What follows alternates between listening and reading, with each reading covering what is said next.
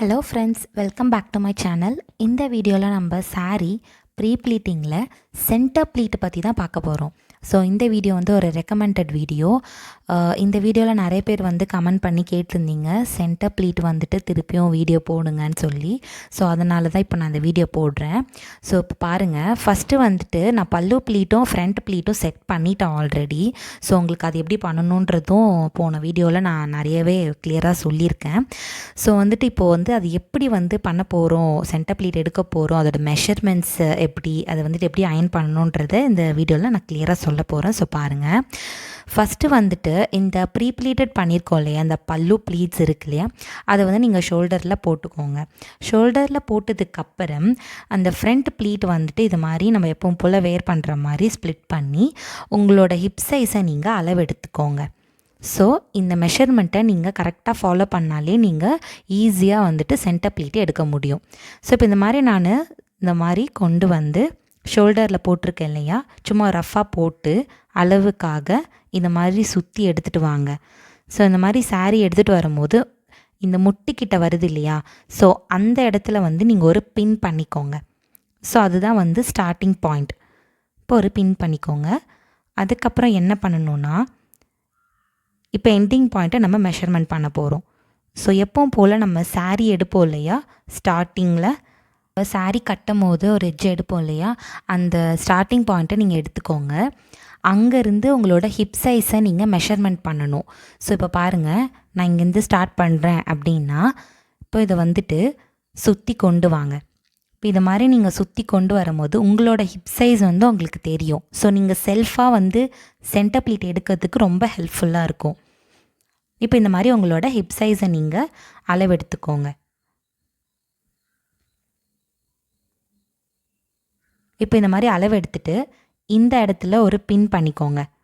So இதுதான் ending point. So starting பாயிண்டில் ஒரு பின் குத்தணும், எண்டிங் பாயிண்டில் ஒரு பின் குத்திட்டோம். இப்போ நல்லா பாருங்கள், ஃபஸ்ட்டு என்னோடய ஹிப் அளவு நான் எடுத்துட்டேன். அதுக்கப்புறம் நான் ஒரு பின் குத்திருக்கேன். அதுக்கப்புறம் இருக்க ஃபேப்ரிக்கு கொஞ்சம் எடுத்தேன்னா அங்கே ஒரு பின் குத்திருப்பேன். ஸோ இந்த 2 பின்னுக்கு நடுவில் இருக்க ஃபேப்ரிக்கை தான் நம்ம ப்ளீட் பண்ண போகிறோம். இப்போது நம்ம ப்ளீட் பண்ணும்போது ஸ்டார்டிங் பாயிண்டில் ஒரு பின் குத்துனேன் இல்லையா, பாருங்கள், ஸ்டார்டிங் பாயிண்டில் பின் குத்தணும். அங்கேருந்து நீங்கள் மெஷர்மெண்ட் பண்ணுங்கள். அங்கேருந்து நீங்கள் ப்ளீட் எடுக்க ஸ்டார்ட் பண்ணாலே போதும். பெருசாகவும் எடுக்கலாம், சின்னதாகவும் எடுக்கலாம், அது உங்களோட விருப்பம். இப்போ வந்துட்டு நான் சின்னதாக தான் எடுக்கிறேன். சின்னதானா ரொம்ப சின்னதாக இல்லை, மீடியம் சைஸாக தான் எடுக்கிறேன். அப்போ தான் வந்துட்டு நமக்கு நிறைய ப்ளீட்ஸ் வரும். ஸோ அழகாகவும் இருக்கும் saree வேர் பண்ணும் போது. இப்போ நான் எடுத்துட்டேன்னா, இப்போ அடையாளத்துக்கு அங்கே பின் குத்திருக்கேன் இல்லையா, ஸோ அந்த பின் வந்துட்டு ரிமூவ் பண்ணிடலாம் நீங்கள். இப்போ நான் ரஃப்பாக ஒரு பின் குத்திக்கிறேன்.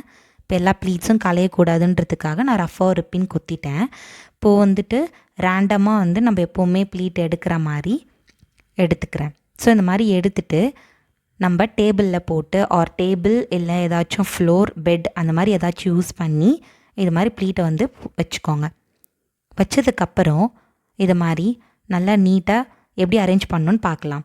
ஃபஸ்ட்டு வந்துட்டு நம்ம ரஃப்பாக பின் குத்தணும் இல்லையா, அதை ரிமூவ் பண்ணிவிட்டு இது மாதிரி ஒன்றுக்கு மேலே ஒன்று வச்சு நீங்கள் இந்த மாதிரி ப்ராப்பராக அரேஞ்ச் பண்ணுங்கள். ஸோ இந்த மாதிரி நீங்கள் பண்ணும்போது ப்ளீட்ஸ் எல்லாமே அழகாக உங்களுக்கு வெளியில் தெரியும். மொத்தமாக நீங்கள் வந்து பின் பண்ணிங்கன்னா நீங்கள் இன்சர்ட் பண்ணும்போது வயிறு வந்து பெருசாக தெரியும். ஸோ இந்த மாதிரி நீங்கள் பண்ணும்போது உங்களுக்கு உள்ளே இன்சர்ட் பண்ணுறதே தெரியாது. பாருங்கள், லைனாக இருக்குது. ஸோ இப்போ இந்த இடத்துல வந்துட்டு ஒரு பின் செக்யூர் பண்ணிவிடுங்க. இதை நீங்கள் கைடன்ஸாக வச்சு தான் இப்போ ஃபுல்லாகவே நீங்கள் அதை ப்ளீட் பண்ண போகிறீங்க. ஸோ இப்போ இந்த சென்டர் ப்ளீட்டில் ஸ்ட்ரெயிட்டாக எட்ஜஸ் வந்துடுங்க. ஸோ எட்ஜஸ்க்காக வந்துட்டு இது மாதிரி ஒரு ப்ளீட்டாக எடுத்து அரேஞ்ச் பண்ணிவிடுங்க. நம்ம ஸ்டார்டிங்கில் எப்படி பண்ணோமோ அதே மாதிரி தான் எண்டிங்கும் முடியணும். ஸோ சேமாக இருந்தால் மட்டும்தான் அந்த ப்ளீட்ஸ் எல்லாமே பர்ஃபெக்டாக வரும் உங்களுக்கு. நிறைய பேர் வந்துட்டு சென்டர் ப்ளீட் எப்படி பண்ணணும்னு தெரியல, இன்னொரு தடவை வந்து காட்டுங்க அப்படின்னு சொல்லி கேட்டிருந்தீங்க. ஸோ வந்துட்டு ரொம்ப கிளியராக உங்களுக்கு சொல்லியிருக்கேன். நல்லா பாருங்கள். இப்போ நான் வந்துட்டு அதை ரேண்டமாக எடுத்துட்டேன். எடுத்ததுக்கப்புறம் பொறுமையாக அது எல்லாமே அரேஞ்ச் பண்ணி நான் செட் பண்ணுறேன். ஸோ இது மாதிரி நீங்கள் அடிக்கடி பண்ணும்போது உங்களுக்கே அதோட டெக்னிக்ஸை வந்து தெரிஞ்சிடும். இப்போ நான் இது வந்து பொறுமையாக அரேஞ்ச் பண்ணி பின் செக்யூர் பண்ண போகிறேன்.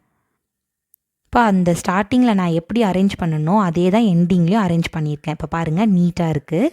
இப்போ நம்ம என்ன பண்ணணும் அப்படின்னா நடுவில் எந்த ஃபோல்டிங்ஸும் இல்லாமல் நல்லா டைட் அண்ட் ப்ரெஸ்ஸஸ் கொடுத்துட்டு அதுக்கப்புறம் பின் செக்யூர் பண்ணுங்கள். பின் வந்து பார்த்திங்கன்னா சென்டர் ப்ளீட்டில் வந்துட்டு 3 பின் வந்து நம்ம செக்யூர் பண்ணுவோம். அது ஏன் அந்த மாதிரி பண்ணுறோன்னா கலையாமல் இருக்கும் அண்ட் வந்து பாக்ஸ் ஃபோல்ட் பண்ணுறதுக்கும் ஹெல்ப்ஃபுல்லாக இருக்கும். இப்போது நான் கீழே வந்துட்டு ஒரு பின் குத்திட்டேன். ஸ்டார்டிங்கில் நம்ம ஆல்ரெடி பின் ஒன்று குத்தியாச்சு. இப்போ நம்ம சென்டரில் ஒரு பின் குத்திக்கிறேன் நான். இப்போ இந்த மாதிரி இருக்கும் போது கலையாமல் இருக்கும். நீங்களும் ஈஸியாக வந்துட்டு அதை அயன் பண்ணுறதுக்கும் சரி டக்குன்னு வந்து மூவ் பண்ணிங்கன்னா அது வந்து கலையாமல் உங்களுக்கு இருக்கும். இப்போ நல்லா வந்து இதை நீட்டாக பண்ணிவிட்டு அயன் கொடுக்க ஆரம்பிச்சிடுங்க. நான் எப்பவும் போல் சொல்கிற மாதிரி அயன் கொடுக்கும் போது ரொம்ப ஹீட் வந்து பார்த்து வச்சு கொடுங்க, பொறுமையாக கொடுங்க.